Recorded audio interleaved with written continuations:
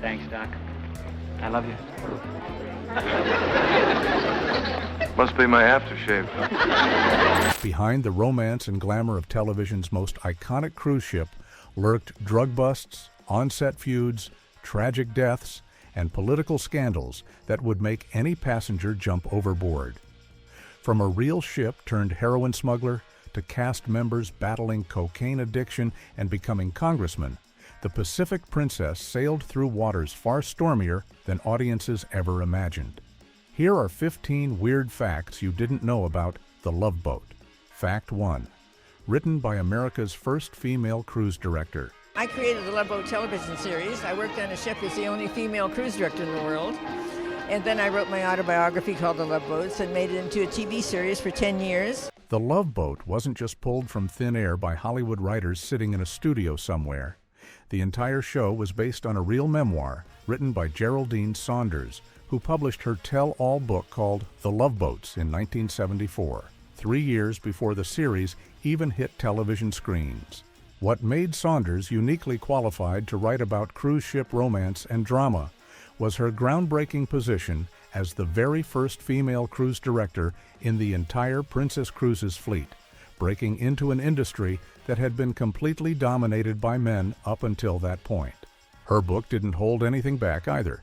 Saunders filled the pages with steamy romantic encounters, behind-the-scenes scandals, and all the unsavory secrets that happened when passengers and crew members spent weeks together out on the open ocean with nowhere to escape. The memoir revealed the wild side of cruise culture during the 1970s, including affairs between crew members and passengers, the complicated politics of life aboard a floating resort, and the kinds of personal dramas that unfolded when people were trapped together in close quarters for extended voyages. Television producer Douglas Kramer read Saunders' book and immediately saw the potential for turning these real-life stories into a weekly television series that could capture the romance, comedy, and drama of cruise ship life. Aaron Spelling eventually took over production duties and transformed Saunders' gritty, honest accounts into the glossy, family-friendly version that audiences fell in love with. While the TV show softened many of the more controversial elements from the original memoir, the foundation of realistic cruise ship dynamics and the authentic voice of someone who actually lived that life gave the Love Boat a sense of credibility that purely fictional shows couldn't match. Fact 2. 3 pilots rejected before success. Mrs. Larson, 1 pina colada. Thank you. 1 is delicious, 2 are dangerous, and 3 will make you want to go bowling with your head. Getting the Love Boat onto television wasn't the smooth sailing that the show itself portrayed. The series actually required 3 separate pilot attempts before ABC executives finally gave it the green light, making it one of the most persistently pitched shows in television history. The first made-for-TV movie pilot aired in September of 1976 and performed decently in the ratings, but network executives weren't convinced it had what it took to become a successful weekly series, so they passed on ordering additional episodes. Producer Aaron Spelling refused to give up on the concept, believing that audiences would eventually embrace the anthology format where multiple romantic storylines unfolded simultaneously aboard a cruise ship each week. He convinced the network to try again with a second pilot that aired in January of 1977, featuring different casting choices and a revised approach to the storytelling. Once again, ABC executives watched the ratings come in and decided they still weren't sold on committing to a full series order, marking the second rejection for what would eventually become one of their biggest hits. Spelling went back to the drawing board one more time, making significant changes to the cast, adjusting the tone to be lighter and more comedic, and fine-tuning the formula that would define the series. The third pilot finally aired in September of 1977, and this time something clicked with both the network and the viewing audience. ABC executives finally committed to ordering The Love Boat as a regular series, which premiered later that same year and ran for an incredible 9 seasons with 250 episodes. The persistence paid off in a massive way, as the Love Boat became one of ABC's most reliable ratings performers throughout the 1980s and turned into a cultural phenomenon that defined an entire era of television. Fact 3. Real passengers became unpaid. Extras. Thank you. Hi, kids. I'm the kid. She's in puberty. Isn't she a rat, huh? One of the strangest aspects of how the Love Boat was filmed involved the real passengers who paid thousands of dollars for their cruise vacation, only to discover they'd essentially signed up to work as unpaid extras on a television show. The production crew would book actual Princess Cruises, sailing voyages, and film scenes throughout the ship while regular passengers were trying to enjoy their expensive vacation, turning their leisure time into an unexpected participation in Hollywood production. These passengers didn't receive any payment for appearing in the background of scenes, despite the fact that their images would be broadcast on national television to millions of viewers each week. Instead of monetary compensation, the cruise line and production company offered participants entry into various raffles and prize drawings as a way to make them feel like they were getting something in return for their cooperation.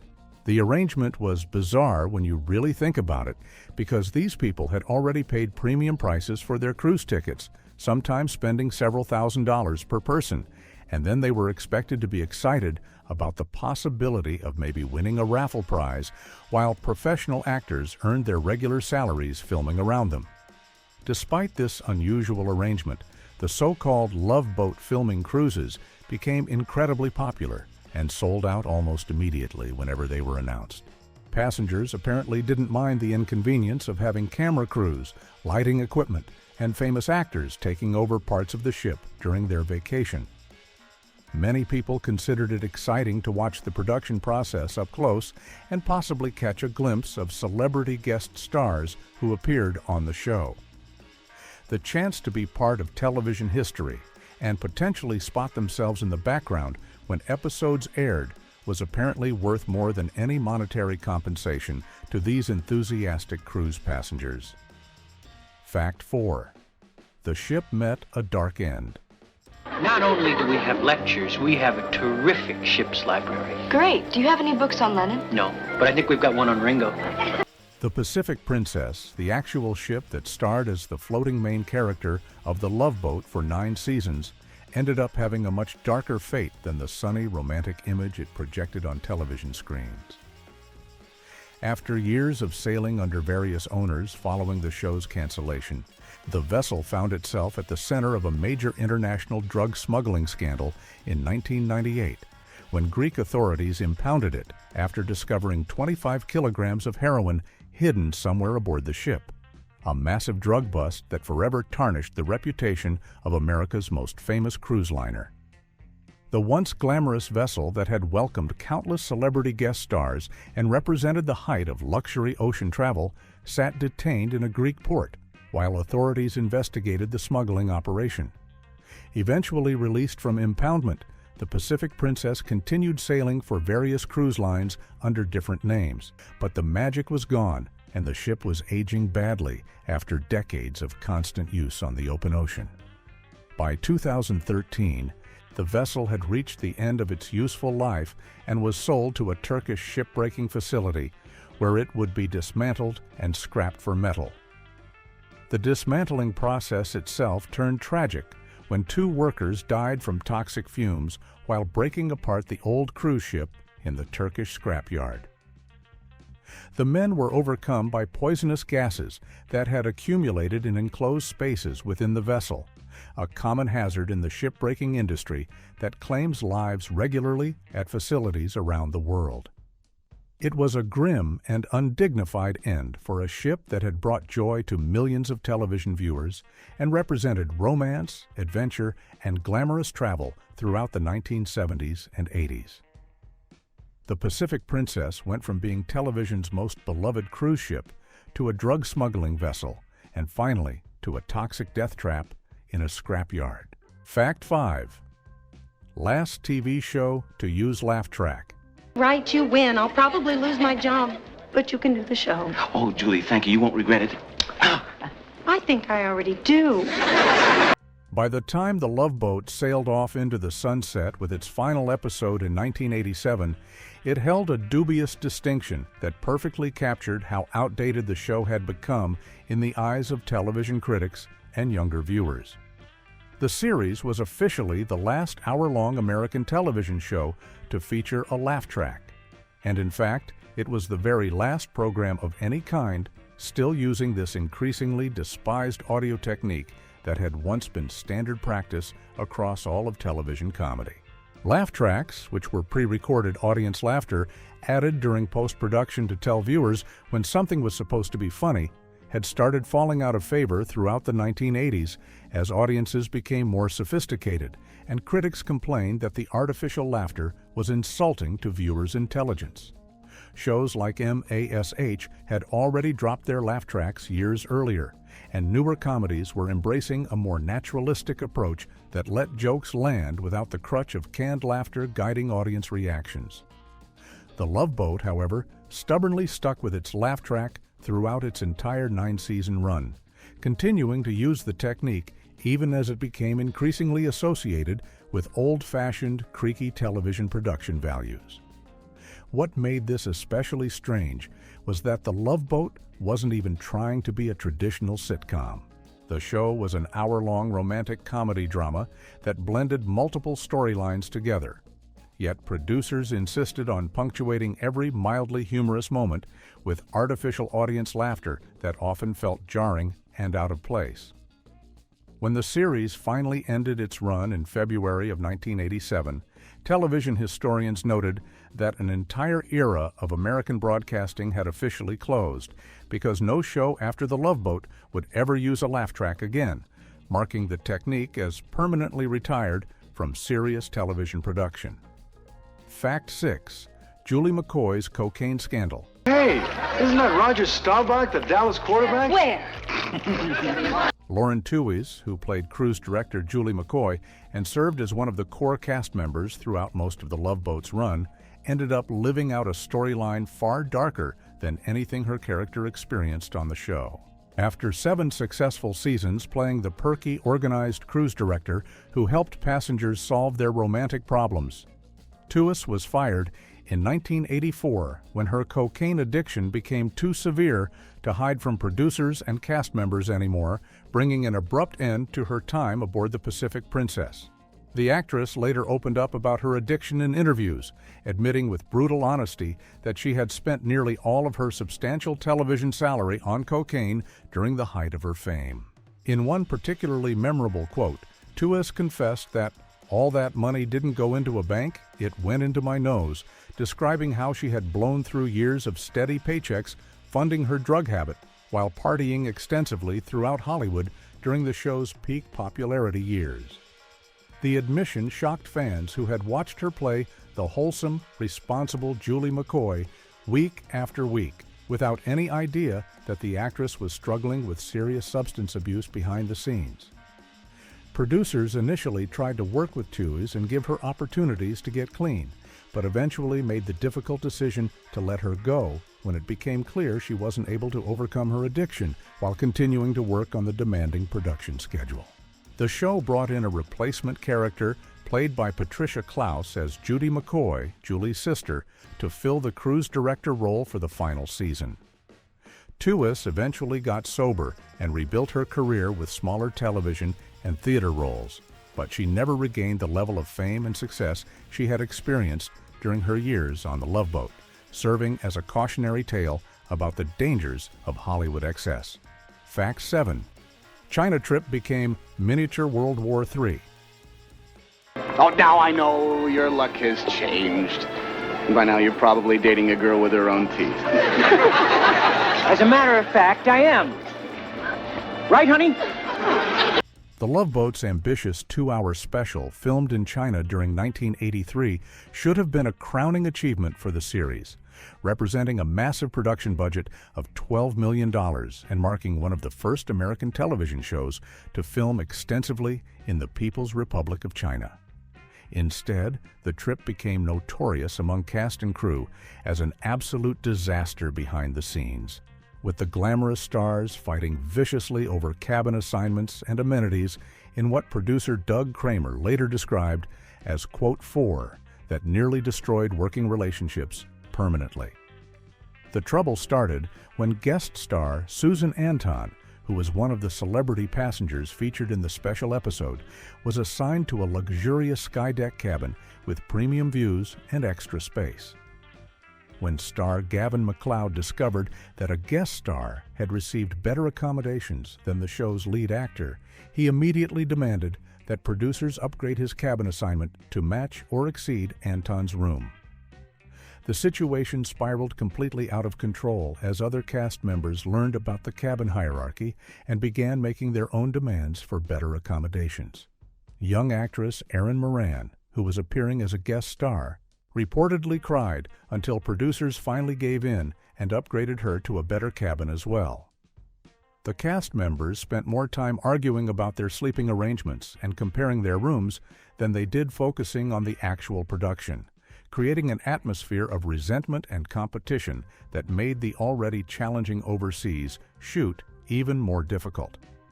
Crew members watched in disbelief as highly paid actors threw tantrums over cabin assignments while trying to film scenes promoting love, friendship, and getting along with others, creating an ironic contrast that wasn't lost on anyone involved in the production. Fact 8. Charo appeared 10 times as same character. Seems to be the problem. My stomach is feel like a roller coaster. It go ups, it go down, it go ups, it go down, it go ups and down. Yeah. Spanish-American entertainer Charo, famous for her flamboyant personality, her signature "cuchi cuchi" catchphrase, and her virtuoso flamenco guitar playing, became one of the Love Boat's most frequently recurring guest stars by appearing in 10 different episodes throughout the series' run. What made her appearances especially notable was that she played the exact same character, April Lopez, in all 10 episodes, rather than portraying different characters like most other returning guest stars did when they came back to the show multiple times. The character of April Lopez was typically some kind of entertainer or performer aboard the ship, which gave Charo perfect opportunities to showcase her actual musical talents and comedic personality that had made her famous on variety shows and talk show appearances throughout the 1970s. Her appearances were always high-energy affairs filled with her trademark exuberance, physical comedy, and genuine guitar performances that demonstrated she was far more than just a comedic personality. Audiences loved seeing April Lopez return again and again, turning the character into one of the show's unofficial recurring ensemble members, even though she was never part of the regular cast. Charo tied with Florence Henderson as the most frequent guest star who played recurring named characters, as Henderson also appeared in 10 episodes playing her own recurring role. However, Marion Ross holds the overall record for most guest appearances on The Love Boat with 14 separate episodes, though Ross played different characters each time rather than returning as the same person. The distinction meant that Charo's April Lopez became the most frequently seen recurring guest character in the entire series run, giving her a unique place in Love Boat history as the unofficial 11th crew member who kept coming back aboard the Pacific Princess. Fact 9. The Brady Bunch's secret reunion. Good. Oh, he's a regular William Tell. I also juggle, figure skate, and I once pitched a no-hitter for the Yankees. Really? I lied about the figure skating. Television history got quietly made during one particular episode of The Love Boat that featured both Robert Reed and Florence Henderson, the beloved TV parents from the Brady Bunch, appearing as guest stars in completely separate storylines that weren't connected to each other in any way. The casting was deliberate fan service for viewers who had grown up watching the Brady family, but the show handled the reunion in the most understated, blink-and-you'll-miss-it way possible. Rather than making a big deal about Mike and Carol Brady being reunited on screen, or creating storylines that acknowledged their famous past together, the episode featured one single moment where the two actors literally bumped into each other at the ship's buffet while pursuing their own independent romantic plot lines. The scene lasted only a few seconds and consisted of Reed and Henderson recognizing each other, doing a surprise double take, sharing a brief moment of acknowledgement, shrugging their shoulders in a, quote, six gesture, and then simply walking away in opposite directions to continue with their separate stories. It was simultaneously one of the most clever and most frustrating uses of celebrity casting in the show's history, because it gave fans exactly what they wanted while also giving them almost nothing at all. The moment perfectly captured the Love Boat's approach to celebrity guest appearances, where famous faces were sprinkled throughout episodes but rarely given the spotlight treatment that modern audiences might expect. Viewers who had spent years watching Mike and Carol Brady navigate the chaos of raising 6 children in the 1970s got only this tiny throwaway moment of reunion on the Love Boat, making it both a delightful Easter egg and a missed opportunity, depending on your perspective about how the show should have handled such iconic television characters. Fact 10. Gopher became a U.S. congressman. You're supposed to help Miss McCoy board all the passengers, not just the pretty ones. Yeah, yes, sir. Yes. Fred Grandy, who played eager-to-please assistant purser Burl, quote, 8 Smith throughout the Love Boat's run, pulled off one of the most unexpected career transitions in television history when he left the show in 1986 to launch a serious political career that would eventually land him in the United States Congress. Grandy walked away from steady television work and a beloved character to return to his home state of Iowa and campaign for a seat in the House of Representatives, betting that his television fame could translate into electoral success. The gamble paid off spectacularly. Grandy won his first congressional race and went on to serve 4 consecutive terms representing Iowa's 6th district, holding office from 1987 through 1995. He proved to be more than just a celebrity novelty candidate, working seriously on policy issues and earning respect from colleagues on both sides of the aisle during his time in Washington. After leaving Congress, Grandy continued working in public policy and political commentary, completely leaving behind his acting career to focus on making a difference in government and advocacy work.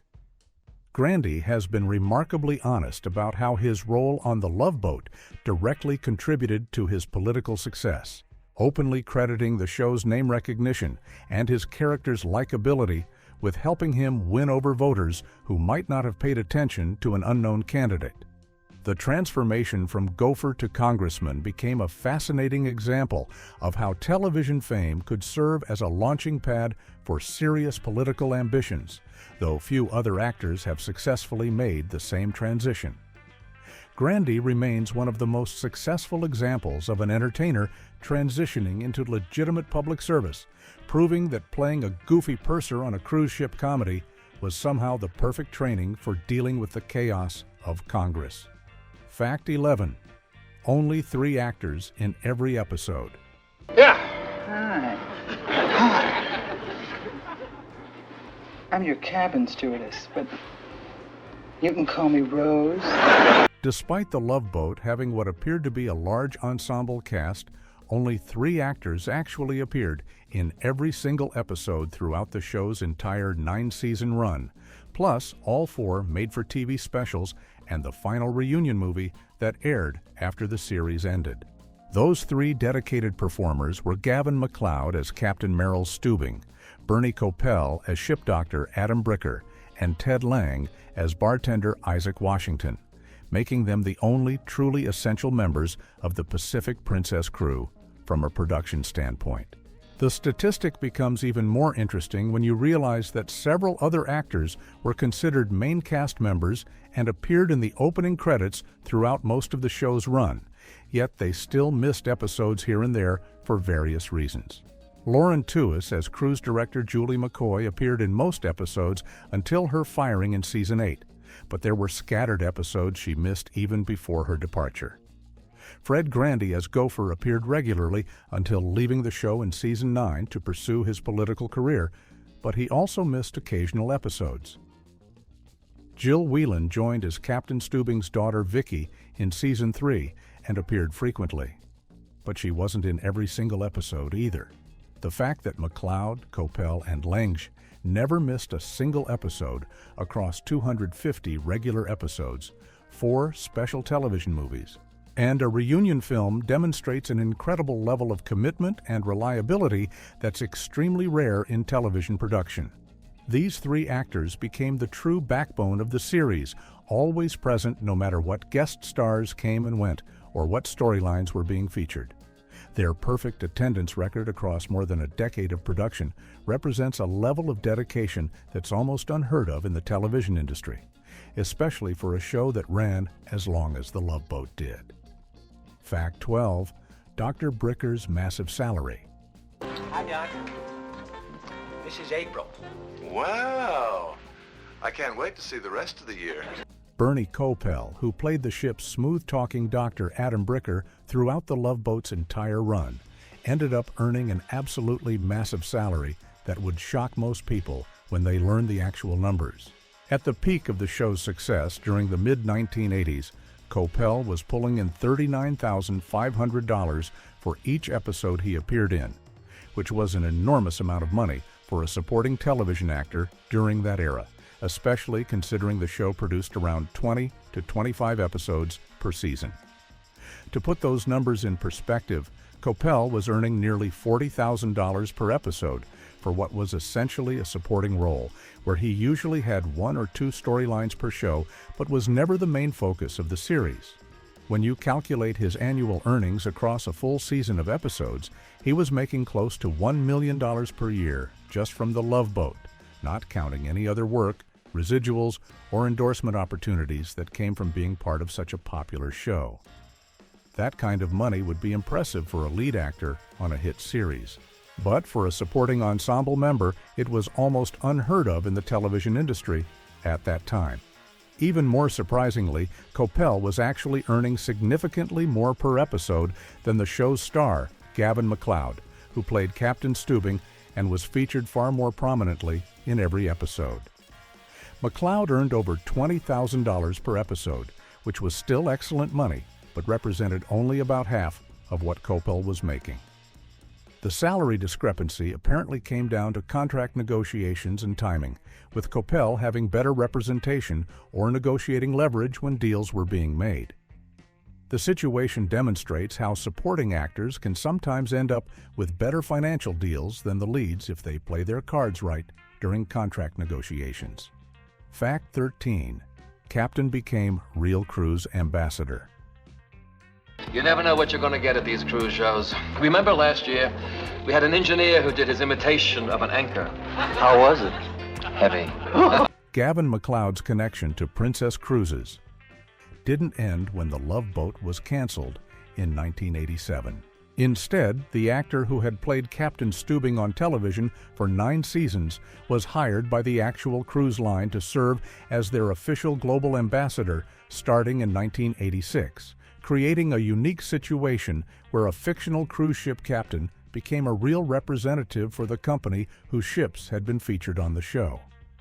MacLeod took his role as cruise ambassador seriously, making appearances at Princess Cruises events, sailing on actual voyages to meet passengers, and serving as a public face for the company at promotional activities around the world.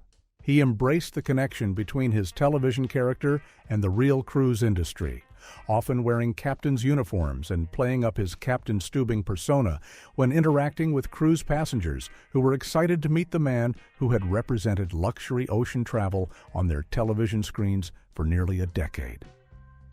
The role evolved over time to include MacLeod officiating at real wedding vow renewal ceremonies aboard princess ships, where couples who wanted to reaffirm their marriage vows could have Captain Stubing himself preside over the ceremony.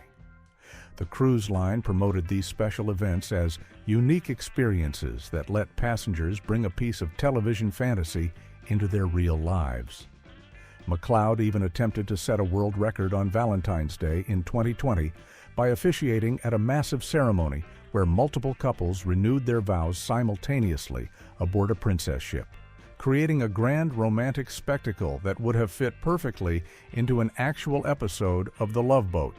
The partnership between MacLeod and Princess Cruises lasted for decades, proving that sometimes the line between television fiction and real life can blur in surprisingly delightful ways. Fact 14.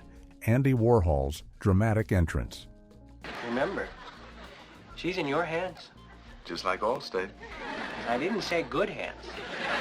Pop art legend Andy Warhol made a guest appearance on The Love Boat during 1985 that perfectly captured his larger-than-life persona and obsession with creating memorable spectacles wherever he went. When Warhol arrived on set to film his scenes, he didn't just walk onto the ship like a normal actor showing up for work. Instead, the famous artist staged an elaborate entrance that left the cast and crew talking about it for years afterward. Warhol hired multiple models to accompany him as he made his grand arrival, and these models carried bottles of Halston perfume, which they would spray into the air before Warhol took each individual step forward. The artist essentially walked through clouds of designer fragrance as he moved from one location to another, creating a mobile aromatic spectacle that was completely unnecessary but perfectly in character for someone who had built his entire career on turning everyday moments into performance art. The whole production was pure Andy Warhol, transforming a simple walk onto a television set into an unforgettable theatrical experience. Actress Jill Whelan, who played Captain Stubing's daughter Vicky and was present for Warhol's guest appearance, later recalled the moment in interviews and described it as being all about the drama in the best possible way. She was fascinated watching Warhol orchestrate this elaborate entrance ritual that served no practical purpose other than making a statement about presence and celebrity. The story became one of those legendary behind-the-scenes moments that captured how the Love Boat attracted not just regular celebrity guest stars, but genuine cultural icons who brought their own unique energy and eccentricity to the production, turning what could have been just another episode into something genuinely memorable for everyone involved. Fact 15. Real passengers stranded in China. What you need is something for seasickness. I already got seasickness. What I want is something to make a stop. The 1983 China special that had already caused so much drama among the cast with their cabin assignment fights also created a significant problem for the actual paying cruise passengers who had booked their vacation on this particular sailing. When the Love Boat production team descended on China to film their ambitious international special episode, they essentially booked out all of the decent hotel rooms in Tianjin, the Chinese port city where the ship would be docking, leaving regular passengers without adequate accommodations for their shore excursions. The situation reached its worst point when the production schedule required the cast and crew to stay overnight in Tianjin for multiple nights of filming, which meant that actual cruise passengers who had paid thousands of dollars for their vacation package ended up getting stranded without any nice places to stay.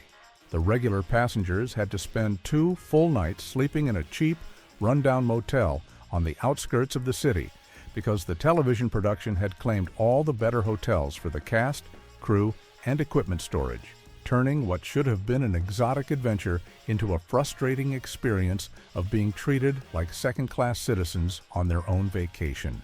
Imagine paying premium prices for a luxury cruise that promised exciting international travel, only to discover that you're sleeping in a dumpy motel room while television stars stay in the nice accommodations and your vacation becomes completely disrupted by filming schedules and production needs. The passengers had essentially signed up to be extras without realizing their entire trip would be subordinated to the demands of making a television special. It was yet another example of how the Love Boat's filming practices often prioritized production convenience over passenger experience, creating situations that would probably never be acceptable by modern standards of customer service and tourism ethics.